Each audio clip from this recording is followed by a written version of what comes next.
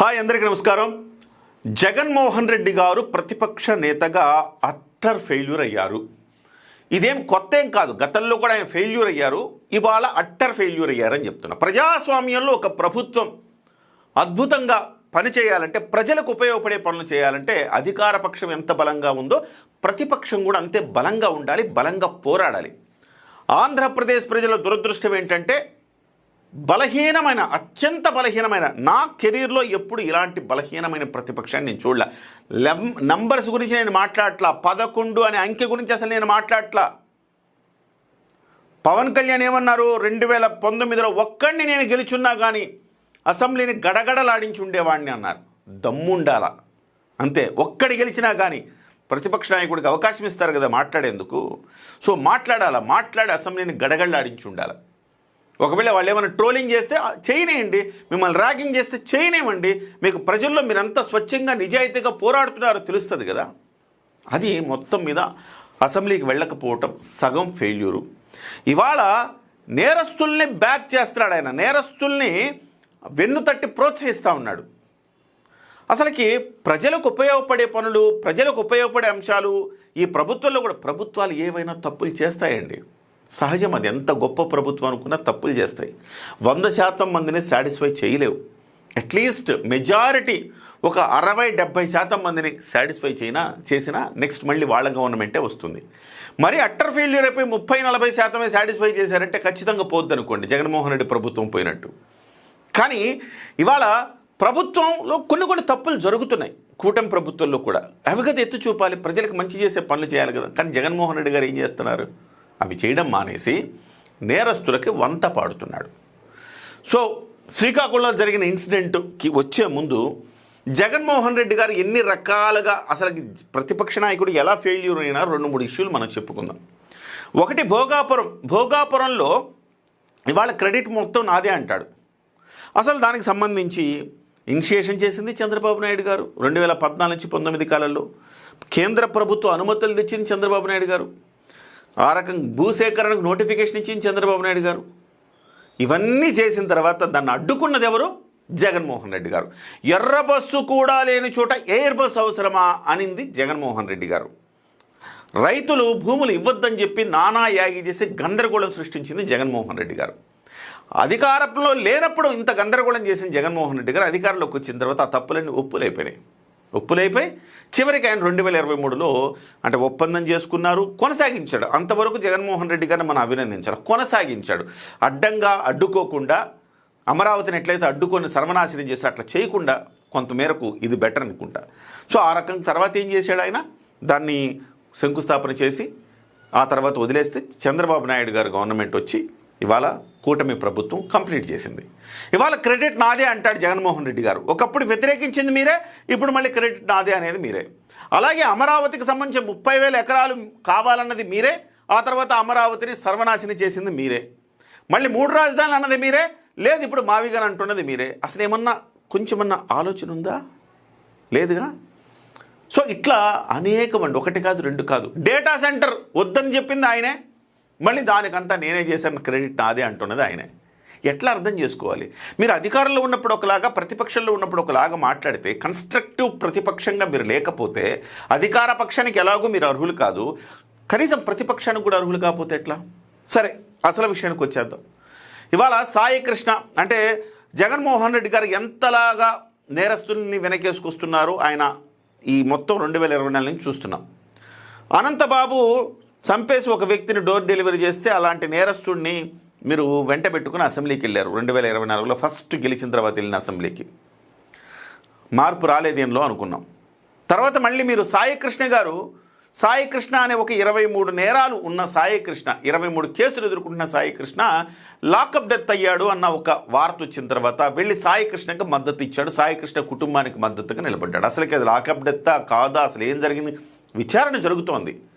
ప్రభుత్వం విచారణ చెయ్యాలని అడగడం వేరు, ఆ కుటుంబం దగ్గరికి వెళ్ళి 20 లక్షల రూపాయల ఆర్థిక సహాయం ఆ కుటుంబానికి చేసి, అతనేదో స్వతంత్ర సమరయోధుడైనట్టు 20 లక్షల రూపాయలు ఏదో భారత సైన్యంలో చేరి యుద్ధం చేసి యుద్ధంలో ప్రాణాలు పోతే ఇస్తారు కదా, అట్లా ఇచ్చారు జగన్మోహన్ రెడ్డి గారు.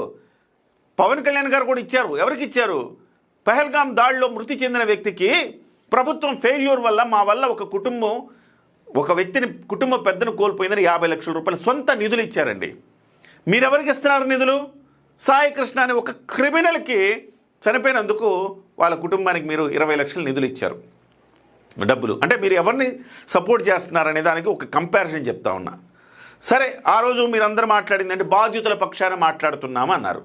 సరే, మీరు బాధ్యతల పక్షాన మాట్లాడుతున్నాం అనుకుంటే మరి శ్రీకాకుళంలో సీదిరి అప్పలరాజు కొడుకు ఒక వ్యక్తిని బైక్తో గుద్ది చంపేస్తే ఆ వ్యక్తి కుటుంబం కదా బాధిత కుటుంబం. సీదిరి అప్పలరాజు కుటుంబం బాధ్యుల కుటుంబం కదా. మరి మీరు ఎక్కడికి వెళ్ళాలి? బాధితుల కుటుంబం దగ్గరకు కదా వెళ్ళాలి. మీరు ఎక్కడికి వెళ్ళారు? బాధ్యుల కుటుంబం దగ్గరికి వెళ్ళారు. వెళ్ళి మీరు మాట్లాడిన మాటలు చూస్తే ఆశ్చర్యం వేస్తుంది. అసలు ఇంత దారుణంగా జగన్మోహన్ రెడ్డి గారు ఎట్లా మాట్లాడతారు? జగన్మోహన్ రెడ్డి గారికి కనీసం పక్కనుళ్ళైనా ఇది ఇలా మాట్లాడకూడదు సార్, తప్పని మీరు చెప్పరా అని అనిపిస్తుంది. సరే, ఒక్కసారి మనము సీదిరి అప్పలరాజు కుటుంబం చేసిన దాడిలో, అంటే దాడి అంటే ఇది యాక్సిడెంట్ అని నేను కూడా చెప్తానండి. యాక్సిడెంటు, ఒక కుర్రోడు వాడికి ఆ బైక్లో సీదిరి అప్పలరాజు కొడుకు వాడికి కాస్ట్లీ బైక్ కొనిచ్చాడు. ఆ బైక్లో రైమంటూ వెళ్ళి ఒక వ్యక్తిని ఎంత ఫాస్ట్తో బైక్ గుద్దితే చనిపోతారండి? ఎంత వేగంగా గుద్ది ఉంటే చనిపోయి ఉంటాడు అతను చనిపోయాడు. గొర్రెల కాపరి చనిపోయాడు.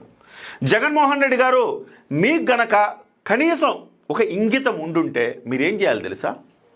మీరు వెళ్ళి ఆ కుటుంబాన్ని పరామర్శించాలి. ఆ కుటుంబాన్ని పరామర్శించి వాళ్ళకు ఆర్థిక సహాయం చేసి ఒక 50 లక్షలు, ₹1,00,00,000 ఆర్థిక సహాయం చేసి మీరు ఆ తర్వాత మీరు సీదిరి అప్పలరాజు దగ్గరికి వెళ్ళాలి. మీరు హత్యాయత్నం చేశాడు సీదిరి అప్పలరాజు, ఇది హత్య కుట్ర పెట్టారు సీదిరి అప్పలరాజు మీద, తప్పు అని మీరు అంటున్నారు. ఆ పిల్లాడు యాక్సిడెంట్ చేశాడు, ఇది యాక్సిడెంట్గానే ఉంది. కానీ సీదిరి అప్పలరాజు ఏం చేశారు? దాన్ని మాయ చేసి, కుట్ర చేసి, కుతంత్రం చేసి ఇంకొక పిల్లాన్ని ఇరికిచ్చి వీళ్ళ పిల్లాన్ని కాపాడుకునేందుకు కుట్ర చేశాడు. ఇది అసలు కేసు. దీని మీద ఆయన లోపల పెట్టారు. అంతే తప్ప యాక్సిడెంట్ కోసమే పెట్టేలా. యాక్సిడెంటల్గా జరుగుతుంది కాబట్టి యాక్సిడెంట్ అయితే ఖచ్చితంగా దానికి తగ్గ చట్టాలు దానికి ఉంటాయి. మీరు ఆ కుటుంబం దగ్గరికి వెళ్ళి దాన్ని మాట్లాడుకుని వాళ్ళకి భరోసాగా నిలవాల్సిన పరిస్థితిలో ఇవాళ బాధ్యుల కుటుంబం దగ్గరికి జగన్మోహన్ రెడ్డి గారు వెళ్ళారు. ఏం మాట్లాడారు జగన్మోహన్ రెడ్డి గారు వినే ముందు అసలు బాధితుల బాధ ఏంటో ఒక్కసారి వినిన తర్వాత అక్కడికి వెళ్దాం. మాకు దిక్కు ముక్కు లేదు. మరి నీళ్ళతో పెడుతున్నావా జ్వరంతో ఉన్న పిల్లాడికి? నీట్ చేస్తున్న పరిస్థితి ఏమన్నా చేస్తా. మా ఆయన చచ్చిపోయిన రోజు కూడా మా కూడా 10 రూపాయలు లేవు. డబ్బు ఉందో, దాని ఉందో, బియ్యం ఉందో చూడండి ఒకసారి వెళ్ళి. ఈ అమ్మాయి అబద్ధం చెప్తుందండి. 1,50,000 ఇస్తాను, పాసిపోను నా ఇంట్లో చేస్తుంది నాకు. చూడండి, వాళ్ళ కుటుంబం ఒక కుటుంబ పెద్ద లేక ఎంత దారుణమైన పరిస్థితుల్లో ఉన్నారు. చివరికి తినటానికి తిండి లేక నీళ్ళు వేసుకుని పెడుతున్నారు. నీళ్ళు వేసి అన్నం పెడతా ఉన్నారు. జ్వరం వచ్చింది బిడ్డకి, డబ్బులు లేవు, కుటుంబ పెద్ద చనిపోయాడు, దిక్కు లేదు. ఇలాంటి సందర్భంలో నీళ్లతో అన్నం పెడితే పరిస్థితి. అయితే సీదిరి అప్పలరాజు వచ్చి అంటాడంట, ₹1,50,000 ఇస్తాము, మీరు కేసుని విత్డ్రా చేసుకోండి, ₹1,50,000 ఇస్తాము, మా ఇంట్లో పాచి పని చేయి నువ్వు అన్నాడంట. అంటే శాశ్వతంగా, అంటే మీరు ఏం చేయదలుచుకున్నారంటే ₹1,50,000 ఇచ్చి మీరు ఇంట్లోకి కట్టు బానిస చేసుకోవాలని ప్రయత్నం చేశారు. ఇదే మీరు చేసే న్యాయం? మీరు ఒక మంత్రిగా పనిచేశారు కదా, కనీసం పశ్చాత్తాపం ఇసుమంతైనా లేదా మీకు? నా పాడు తోలమన్నాడు. ఆ డబ్బు ఉన్నది, పదవి ఉన్నది, మాకు పదవి లేదు, మాకు బలం లేదు, మాకు మేమేడు చేయాలి. ఇంకా డాడీ ఏడి నువ్వు మాటకి గుర్తు పెడుతున్నాడు. చిన్నోడే పెద్దోడు ఇంకెక్కువ, చిన్నోడే వేగాడు. బొత్తి చేస్తున్నాడు. డాడీ ఏడమ్మా, డాడీ మేకలకి వెళ్ళినాడు చలికి చెప్తున్నా. వాళ్ళకేం సమాధానం నన్ను చెప్తాను చెప్పి. ఆ పిల్లలకి దిక్కే లేదు. వాళ్ళు అండడు తినేవాడికి పిలిచిన లేరు. ఈ పది మేము ఇక్కడ ఉన్నాం, రేపు మా ఇళ్ళకి మేము వెళ్ళిపోతాము. ఆ పిల్లలు గ్లాస్ పెడుతుండ్రు. ఇది ఆయన అంటే ఎంత హృదయ విదారకమైన దృశ్యాలు. వాళ్ళ ఫ్యామిలీతో మాట్లాడుతుంటే ఎంతో బాధ కలిగించే అంశాలు. అయితే దీనంతటికీ జగన్మోహన్ రెడ్డి గారు చేయవలసిందేంటి?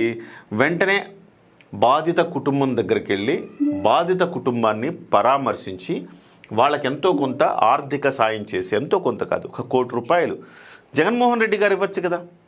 ఆయన పార్టీ నుంచే కదా జరిగింది ఈ డ్యామేజ్. జగన్మోహన్ రెడ్డి గారు ₹1,00,00,000 ఇవ్వలేరా? లక్షల కోట్లు మూలుగుతున్నాయి కదా, ₹1,00,00,000 ఇవ్వలేరా? ఆ ₹1,00,00,000 ఇచ్చి జస్ట్ వాళ్ళకు ఒక సంఘీభావం ప్రకటించిన తర్వాత మీరు ఏం తప్పు చేసినాడు పిల్లోడు? మీరు ఆ ₹1,00,00,000 ఇచ్చిన తర్వాత వాళ్ళకు భరోసాగా నిలబడ్డానని చెప్పిన తర్వాత సీదిరి అప్పలరాజు గారి మీద పెట్టిన కేసు గురించి మీరు మాట్లాడుంటే ప్రజలు, జనం, సమాజం మీ వైపు ఉండేది. కానీ మీరేం చేశారు? ఏం మాట్లాడుతున్నారు ఒక్కసారి చూద్దాం. నాకైతే మైండ్ పోయిందండి. ఇలాంటి వ్యక్తిన మీరు అందరూ కూడా ముఖ్యమంత్రిగా ఎన్నుకున్నది 2019లో. ఇలాంటి వ్యక్తిని ఇవాళ మనం ప్రతిపక్ష నాయకుడిగా చూస్తున్నది, ప్రతిపక్ష హోదా నాకు ఇవ్వండి అని చెప్తున్నది ఇలాంటి వ్యక్తిన ఒక్కసారి చూడండి. అంటే ఏం తప్పు చేసినాడు పిల్లోడు? ఒక యాక్సిడెంట్ జరిగింది. యాక్సిడెంట్ తప్పు కదా, ఒళ్ళు మదమెక్కి ఇష్టానుసారం కూడా ఎంత ఫాస్ట్ కొడితే ఆ వ్యక్తి చనిపోతాడు. బైక్తో గుద్దితే ఎవడని చనిపోతాడా? చనిపోవడం కదా, గాయపడతాడు. ఎంత ఫాస్ట్గా కొట్టుంటే ఆ వ్యక్తి ప్రాణాలు పోతాయి. అంటే ఒళ్ళు మదమెక్కి, డబ్బు మదమెక్కి అలాంటి బైకులు కొనుక్కొని ఆ రకంగా ప్రవర్తిస్తే ఇలా జరిగింది. అంటే తప్పు కాదా? అది తప్పే. యాక్సిడెంట్ అయినా తప్పే కదా. పొరపాటున జరిగింది. జరిగిన దానికి నిజంగా పొరపాటున జరిగింది. Yes, okay. మనుషుల్లో ఎవరైనా ఉంటే వాళ్ళతో ఇద్దరితో కూర్చోబెట్టుకొని పొరపాటు జరిగిందమ్మా. మనిషి అన్న వాడు ఎవడైనా ఉంటే వాళ్ళతో వీళ్ళతో ఇద్దరిని కూర్చోబెట్టుకొని మాట్లాడాలంట. మరి నువ్వు మనిషివి కదా, నువ్వు చేయొచ్చుగా పని. నువ్వు మనిషివే కదా, నీ పార్టీ వ్యక్తులే కదా ఆ రకంగా చేసింది. ఒక కుటుంబానికి పెద్ద లేకుండా చేసిన నీ పార్టీ వ్యక్తులే కదా, నువ్వు మనిషివే కదా. నువ్వు మనిషివి కాదా? నువ్వు మనిషి అన్నవాడైతే ఇలా చెయ్యాలంటున్నావు కదా, మరి నువ్వు మనిషివే కదా, నువ్వు చేయొచ్చు కదా.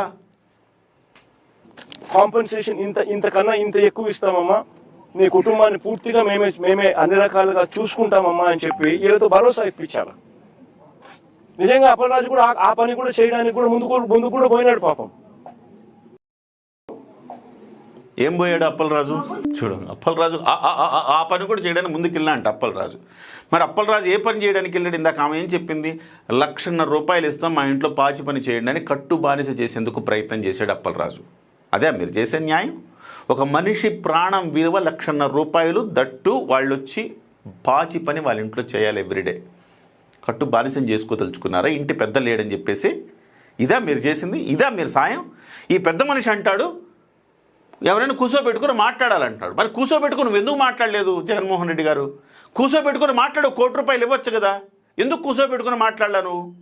ఆ వ్యక్తి, చనిపోయిన వ్యక్తి గురించి జగన్మోహన్ రెడ్డి గారు ఏం మాట్లాడతారంటే, ఒక గొర్రెల కాపరి 45 సంవత్సరాలు ఉంటాయి అంటే వయసు అయిపోయింది. 40 సంవత్సరాలు అంటే వయసు అయిపోయింది, చచ్చిపోవచ్చా? గ్యారెంటీ ఇంకా చచ్చిపోవచ్చా? 40 సంవత్సరాల తర్వాత బతకడానికి వీల్లేదా? చచ్చిపోయే వయసు అది? 40 సంవత్సరాలు చచ్చిపోయే వయసా? మరి మీ వయసు ఎంత జగన్మోహన్ రెడ్డి గారు? మీకెందుకు ఇంకా ఆరాటం? ముఖ్యమంత్రి కావాలన్న ఆరాటం ఎందుకు మీకు? ఇంకా మీ వయసు కూడా అయిపోయింది కదా జగన్మోహన్ రెడ్డి గారు. మరి ఇంకా ఎందుకు ఆరాటం, తపన, డబ్బు సంపాదించాలని తపన, అధికార యావ, ఇవన్నీ ఎందుకండి? మీ వయసు అయిపోయింది కదా, వయసు అయిపోయిన వాళ్ళు వయసు అయిపోయినట్టు ఉండొచ్చు కదా మీరు జగన్మోహన్ రెడ్డి గారు. చూడండి ఒక్కసారి ఏమన్నాడు. 40 సంవత్సరాల వయసులో ఆ గొర్రెల కాపరి ఉంటాడు. వయసు అయింది ఆల్మోస్ట్ ఇంచుమించు. రోడ్డు మీద గొర్రెలు కాసుకుంటా ఉన్న అయింది ఆల్మోస్ట్ ఇంచుమించు.